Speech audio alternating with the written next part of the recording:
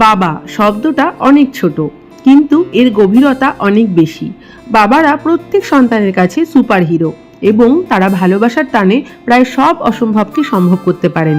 মুখে কিছু না বললেও তারা নীরব ত্যাগের মাধ্যমে পরিবারের সব দায়িত্ব হাসি মুখে পালন করেন। হ্যাঁ, ঠিক এরমই একজন মানুষ হচ্ছে আমার বাবা।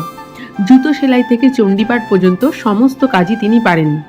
ছোটবেলা থেকেই দেখেছি বাবা অফিস যাওয়ার আগে বাড়ির যতটা পারতো সময় মতো কাজ করে যেত, আবার অফিস থেকে এসেও আমার মার হাতে হাতে অনেক কাজে হেল্প করতো।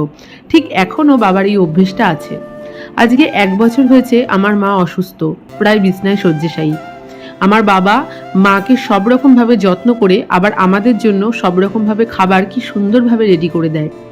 রবিবার করে আমি চাকদায় ক্লাস করাতে যাই, তো সেই দিন বাবা না খাইয়ে একদমই আসতে দেয় না। মা যখন সুস্থ ছিল এতদিন মাই নিজের হাতে রান্না করে আমাদেরকে খাওয়াতো। ওই রবিবার দিনই আমি বাপের বাড়িতে একটু খাওয়া দাওয়া করে আসতাম, মানে রাতের ডিনারটা। কিন্তু এখন বাবা এই জিনিসটা যেহেতু একইভাবে নিয়ম হয়ে আসছে, মা অসুস্থ হওয়ার জন্য যে বাবা সেটা করছে না একদমই নয়। এই 1-1.5 বছর ধরে বাবাও ঠিক মায়ের মতো করেই সুন্দর করে গুছিয়ে আমাকে আর সন্তাইকে খেতে দেয়। সাথে আমার হাজবেন্ডেরটা সুন্দর করে টিফিন বক্সে গুছিয়ে দেয়, যেমন করে আমার মা দিত।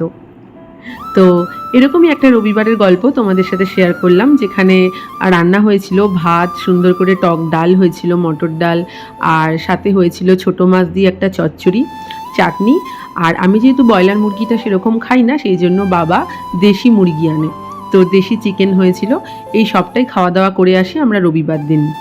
তো একটা মানে কি বলবো, বাড়ির মা যেরকম দশভুজা হয় সেরকম আমার বাবাও কিন্তু দশভুজা।